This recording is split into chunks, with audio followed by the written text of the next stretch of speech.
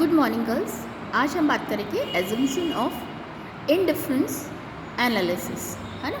इसका मतलब हुआ कि उदासीन वक्र हैं, उसकी हम क्या बात करेंगे, मान्यताओं की। तो उसमें क्या क्या मान्यताएं दी हुई हैं। फर्स्ट पॉइंट है कॉन्सिस्ट इज रेशनल, है ना। इसमें क्या है, रेशनल मैक्सिमम सेटिस्फेक्शन मिलता है ना। रेशनल सेटिस्फेक्शन का मतलब क्या हुआ कि आपको उपभोक्ता या फिर हमारा जो कंज्यूमर है उसकी आय के अकॉर्डिंगली, मतलब वो अपनी सीमित आय, मतलब उसकी जितनी भी इनकम है उसमें वो क्या करना चाहेगा, मैक्सिमम सेटिस्फेक्शन लेना चाहेगा। देन सेकंड पॉइंट है हमारा कि जो भी हमारा कंज्यूमर है उसको क्या हो रहा है कि उसको कॉम्बिनेशन के आधार पर, है ना, जो भी उसकी दो कमोडिटीज़ है उसका कॉम्बिनेशन जो भी होगा उसमें वो क्या करेगा, उनमें सबसे ज़्यादा उसको किसकी रिक्वायरमेंट है, मतलब उसकी यूटिलिटी कौन सी चीज़ के लिए ज़्यादा है, ठीक है, उसमें वो उससे सेटिस्फेक्शन लेगा। जैसे कि आपको इसमें एक एग्जांपल दे रखा है ना, क्या दे रखा है कि एक सेब, है ना, अगर ए 10 सेब और 9 संतरे लेता है और बी 10 सेब और 8 संतरे लेता है, तो ऐसी स्थिति में क्या हो जाएगा, ऐसी पोजीशन में जो ए है वो क्या करेगा, जो भी है उसको जिससे ज़्यादा सेटिस्फेक्शन मिलेगा वो लेगा, है ना। जैसे ए को कितने मिल रहे हैं, 10 सेब और 9 संतरे मिल रहे हैं, जबकि बी को कितने मिल रहे हैं, 10 सेब और 8 संतरे, मतलब वो क्या लेगा, मैक्सिमम सेटिस्फेक्शन के लिए, है ना, ए वाला बंडल लेगा, ठीक है। इसके बाद हम बात करेंगे थर्ड पॉइंट। थर्ड पॉइंट क्या दे रखा है आपको, थर्ड पॉइंट है price of goods and income consumption are given, है ना। इसके मतलब क्या है कि हमारी जो भी प्राइस है, गुड्स की प्राइस और इनकम दोनों ही हमें क्या है, आय के अंतर्गत आती है। मतलब हमको अगर इनकम के अंतर्गत हमारी प्राइस हमारी कन्वीनियंट हो रही है तो हम क्या करेंगे, वो प्रोडक्ट लेंगे, ठीक है। फिर है अब कंज्यूमर की क्या है, टेस्ट है, मतलब उसकी आदत क्या है ना, उसके प्रेफरेंसेस क्या क्या हैं, मतलब उसके फैशन में चेंज तो नहीं हुआ है ना, उसकी मानसिक स्थिति में परिवर्तन हुआ है, तो ये सब चीज़ों से भी क्या होगा, उन मान्यताओं से फ़र्क पड़ेगा, ठीक है। ये हमारी हिंदी में दी हुई हैं, ठीक है। इसमें हमको उपभोक्ता को क्या करना पड़ेगा, विवेकशील प्राणी है, आपको पता है, तो वो क्या करेगा, अपनी कम से कम आय में मैक्सिमम सेटिस्फेक्शन लेगा, उसकी आदत, फैशन, है ना, मैक्सिमम सेटिस्फेक्शन उसको मिलेगा, ठीक है। अब देन है प्रॉपर्टीज़ ऑफ इंडिफरेंस कर्व। अब प्रॉपर्टीज़ क्या क्या दी हुई है, सबसे पहले है प्रॉपर्टीज़ या विशेषताएं दोनों एक ही चीज़ होती हैं, कैरेक्टरिस्टिक्स, ठीक है। सबसे पहला है उदासीनता वक्र की ढाल नीचे की ओर गिरते हैं, ठीक है, मतलब इंडिफरेंस कर्व जो होता है स्लोप होता है डाउनवर्ड्स में।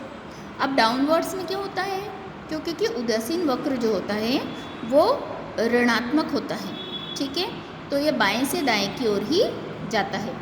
क्यों, क्योंकि किसी भी उदासीनता वक्र, जो भी कोई भी वस्तु होगी, है ना, उसमें हमको क्या करता है, मैक्सिमम सेटिस्फेक्शन देने का काम करता है।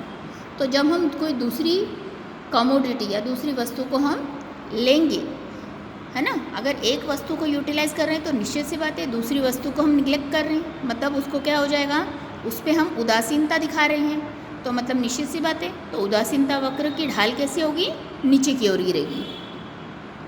फिर दूसरा पॉइंट है indifference curve is convex to the point of origin, मतलब उदासीन वक्र अक्षों के मूल बिंदु के प्रति उन्नतोदर होते हैं।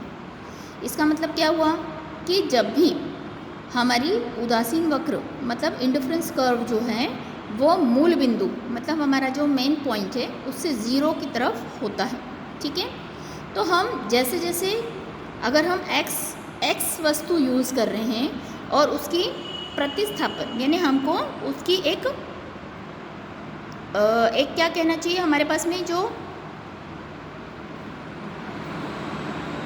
हमारे पास में दूसरी वस्तु है, मतलब उसकी कॉम्प्लीमेंट्री गुड्स है, ठीक है, तो कॉम्प्लीमेंट्री गुड्स अगर हमारे पास y है, ठीक है, मतलब x यूज़ कर रहे हैं पर x की जगह हमारे पास y भी एक सप्लीमेंट्री गुड है हमारे पास में, ठीक है, मतलब हम x भी यूटिलाइज़ कर सकते हैं और y भी यूटिलाइज़ कर सकते हैं।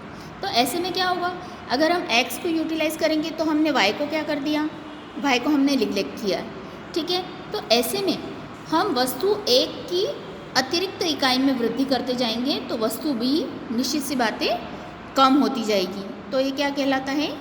उदासीन वक्र जो है अक्षों के मूल बिंदु के प्रति उन्नतोदर होते हैं, ठीक है। फिर है हमारा third point, an indifference curve never intersect each other. मतलब उदासीन वक्र एक दूसरे को कभी नहीं काटते हैं, है ना। दोनों को एक दूसरे को कभी भी नहीं काटेंगे। वो क्यों नहीं काटेंगे? क्यों? क्योंकि ये जो स्तर होता है इसमें ए और बी, है ना, ए और बी जो हमारे 2 पॉइंट होते हैं, तो उसमें कभी भी उदासीन वक्र जो उपभोक्ता या कंज्यूमर की जो सेटिस्फेक्शन है उसको अलग अलग स्तर पर ही दिखाता है। तो एक दूसरे से कभी भी वो कटेंगे ही नहीं, क्योंकि क्या होगा, एक व्यक्ति एक वस्तु को यूटिलाइज करता है तो दूसरे को यूटिलाइज नहीं करेगा। तो इसीलिए उदासीन वक्र जो है या हमारा इंडिफरेंस कर्व है वो आपस में इंटरसेक्ट कभी नहीं होंगे। देन फोर्थ पॉइंट है, every indifference curve to the right represents higher level of satisfaction. मतलब प्रत्येक ऊंचा उदासीनता वक्र संतुष्टि के उच्च स्तर को दर्शाता है। मतलब जितना स्तर ऊंचा जाएगा इंडिफरेंस कर्व का, मतलब वो क्या बताएगा कि उतनी ही ज़्यादा मैक्सिमम सेटिस्फेक्शन उस पर्टिकुलर कंज्यूमर को मिल रही है। इसका मतलब क्या हुआ कि जैसे जैसे एक कंज्यूमर जो है एक्स्ट्रा बंडल यानी अधिक से अधिक बंडल यूटिलाइज करता जाएगा या अधिक से अधिक वस्तुओं को यूज़ करता जाएगा तो उसको क्या मिलेगी? ज़्यादा सेटिस्फेक्शन मिलेगी। तो वो क्या दिखा रहा है कि उसको मैक्सिमम सेटिस्फेक्शन इससे मिल रहा है, ठीक है। फिर फिफ्थ पॉइंट है, indifference curve never touches x axis और वाई एक्सिस, है ना। उदासीन वक्र जो होता है वो एक्स एक्सिस और वाई एक्सिस दोनों को ही स्पर्श नहीं करता है, मतलब उसको टच नहीं करता है। क्यों? क्योंकि जब भी एक कंज्यूमर है एक्स कमोडिटी को यूटिलाइज करेगा तो वाई कमोडिटी को वो निगलेक्ट करेगा, तो निश्चित सी बात है उदासीनता दिखाएगा उस पर्टिकुलर दूसरे प्रोडक्ट के लिए, तो वो एक दूसरे से कभी भी टच नहीं होंगे। क्यों? क्योंकि कोई भी एक कंज्यूमर एक वस्तु की कुछ इकाइयाँ क्रय करता है और दूसरी बिल्कुल भी नहीं करता है ना। जैसे आपने टी यूज़ करते हैं, आपको सभी को पता है, सभी चाय पीते हैं सुबह मॉर्निंग में। तो अगर चाय का अगर आपने एक ब्रांड ले लिया है ना, सपोज़ कीजिए आपने रेड लेबल टी ली है, तो क्या आप टाटा टी भी लेंगे क्या? नहीं। मतलब हम एक प्रोडक्ट को यूज़ करते हैं तो दूसरे प्रोडक्ट को हम निगलेक्ट करते हैं। देन है बजट सेट, ठीक है। अब बजट सेट की अगर हम बात करें तो बजट सेट क्या होता है? बजट सेट या बजट समूह, ठीक है, वो उन सभी वस्तुओं का समूह है जिसमें हम क्या करते हैं, उपभोक्ता के लिए जो भी या कंज्यूमर के लिए जो भी मार्केट में चीज़ें अवेलेबल हैं, ठीक है, उनको अपनी इनकम के अकॉर्डिंगली वो क्या करता है, यूटिलाइज करता है ना। अब जैसे देखिए उसकी आय अगर कम है तो वो क्या करेगा, कम कीमत वाली वस्तुओं को ध्यान देगा। अगर उसकी इनकम ज़्यादा है तो उसको उसके अकॉर्डिंगली वो चीज़ों को परचेस करेगा, ठीक है। तो बजट समूह या बजट सेट जो है सभी वस्तुओं का ऐसा समूह या बंडल का संग्रह है जिसमें कि बाज़ार में उपलब्ध हैं और उन्हें बाज़ार कीमतों पर अपनी आय के अनुसार वो खरीद सकता है, ठीक है। इसके बाद में है ये बजट समूह जो होता है ये कौन से 2 तत्वों पर निर्भर करता है। इसके 2 फैक्टर्स हैं।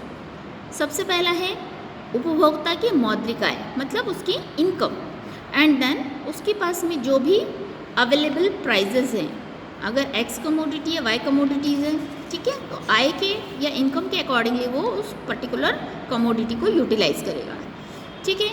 देन इसमें हम क्या करेंगे, प्राइस की बात करेंगे। प्राइस कैसी होगी, X1 और X2, ठीक है।